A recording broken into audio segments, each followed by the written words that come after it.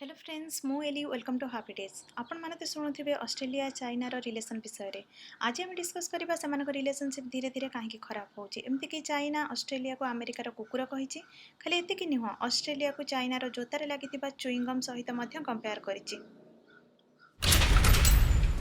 ये होची हम भारत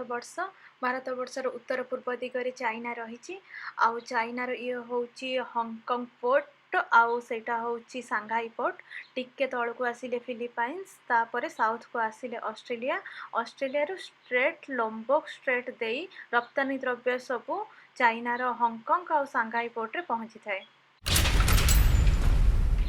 आसतु जानिबा विगत किछि वर्ष धरी तांको ट्रेड रिलेशनशिप किपरि रहिछि चाइना हेउछि ऑस्ट्रेलिया बड़ ट्रेडिंग पार्टनर सेथिपाई 20 डिसेंबर 2015 रे China Australia free trade agreement चार्टा साइन हेइथिला चाइनीज इन्वेस्टमेंट ऑस्ट्रेलिया रे से वर्ष $11 बिलियन रे पहुंचीथिला जोटा कि प्रीवियस ईयर ठू 33% अधिक थिला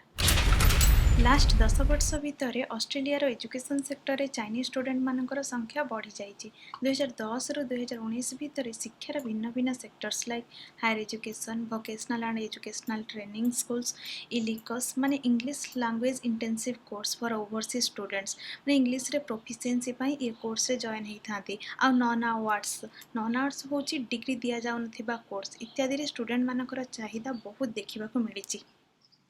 ये हूँ इम्पोर्ट एक्सपोर्ट ट्रेड बैलेंस ये देखिपे चाइना सहित ऑस्ट्रेलिया रो टोटल ट्रेड अराउंड $214 बिलियन जो थे ऑस्ट्रेलिया चाइना को एक्सपोर्ट करुच्ची $136 बिलियन और चाइना रू इम्पोर्ट करुच्ची $78 बिलियन जो ट्रेड बैलेंस रोचे $57.9 बिलियन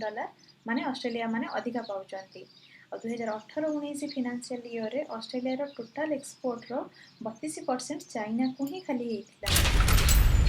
2015 फ्री ट्रेड एग्रीमेंट पर ऑस्ट्रेलिया वाइन चाहिदा बढ़ा लगे ऑस्ट्रेलिया वाइन चाइनीज मान एत टेस्टी लगुला चाइनार बिजनेसमैन मैंने ऑस्ट्रेलिया वाइन मार्केट इन्वेस्टमेंट कर सेठार वाइन निज देश को एक्सपोर्ट कर बहुत मुनाफा कमाइले आकलन कर 2022 सुधा 3 ट्रिलियन लिटर वाइन चाइना को एक्सपोर्ट हम ग्राफ रू जना जाउची जे ऑरेंजटा हेउची फ्रांस रो केमती कमी कमी जाइची और ग्रीनटा हेउची ऑस्ट्रेलिया रो केमती बढ़ी बढ़ी चलीची वाइन पर आसूची बीफ किछि वर्ष पूर्व चाइनार बीफ मार्केट ब्राजिल राज चली ब्राजिल 1 नंबर बीफ एक्सपोर्ट रे थिला हेले फ्रॉड जो चाइना ब्राजिलियन बीफ को तांको मार्केट रे बैन कर देइथिला जहां ऑस्ट्रेलिया पई सुवर्ण सुजोग होई आसीथिला एटा हेउची ऑस्ट्रेलिया रे newspaper the Sydney morning Herald report 2017 रे 11% बढ़िला 2018 रे 14% 2019 बेलू को 24% हो जाइथिला या पर बार्ली मध्य बहुत अमाउंट रे एक्सपोर्ट होता है 2018 रे $1.5 बिलियन रो बार्ली एक्सपोर्ट होता अनफॉर्चुनेटली 2019 रे मरुडी पाई यह कमी जाइथिला एटा हूँ ऑस्ट्रेलिया रो मैप येलो पर्सन गुड़ा होची जोठी बार्ली एक्सपोर्ट करा जाए रेड डॉट गुड़ाक होची सी पोर्ट एई पटे बार्ली आ गहम एक्सपोर्ट करा जाय थाए वाइन बीफ बार्ली व्हीट छड़ा iron ore coal petroleum gas copper एवं गोल्ड मध्य बहुत अमाउंट रे एक्सपोर्ट होता है सब ठीक ठाक चली तेरे प्रोब्लेम कौन है सब प्रोब्लेम रो जड़ होची चाइना वन चाइना पॉलिसी हिसाब से ताइवान को छाड़ी हांगकांग तिब्बत सिंजियांग आदि को चाइना सेमानकर अनिच्छा सत्वे कब्जा करी रखिछि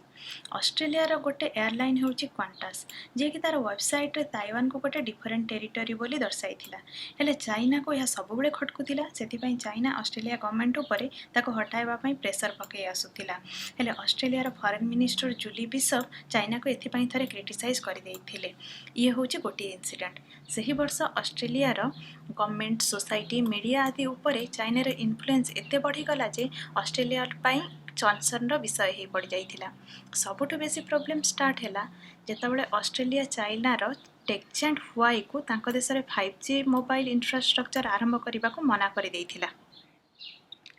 पुणी चाइनार सिंजियांग प्रांतर रे थिबा उइघुर लोक मानकर धर्म परिवर्तन पई री एजुकेशन कैंप आढुआल रे चाइनीज गवर्नमेंट सेमानकर शोषण करि चलीछि जुलाई 2019 रे 22 देशरू UN ambassadors including Australia China को निंदा करी गोटे लेटर साइन करथिले जोटा कटा घारे चुना भली काम देइथिला आ एबे रिसेंटली कोविड-19 पैंडेमिक स्टार्ट हैला परे फॉरेन मिनिस्टर ऑस्ट्रेलिया रो एभली एक मंतव्य देइथिले जहाँ चाइनार राग को आहुरी बढ़ाई देइथिले देखंतु तांको फॉरेन मिनिस्टर कौन कहउचंती? Fane, welcome to the program. What questions would you like China to answer? Good morning, David, and good morning to the team. I think the key to going forward in the context of these issues is transparency. Transparency from China, most certainly. Transparency from all of the key countries across the world who will be part of any review that takes place. I think it's fundamental that we identify, we determine an independent review mechanism to examine the development of this epidemic. मोटामोटी भावे से एठी गोटे independent inquiry पई दाबी करिसंती। यार response रे China रा ambassador कोन कहिसंती?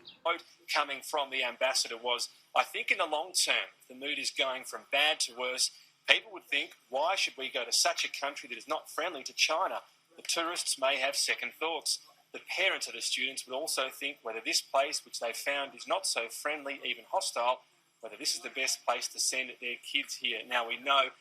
Chinese students are a huge part of the model, the financial model for Australian universities, how big Chinese tourism is.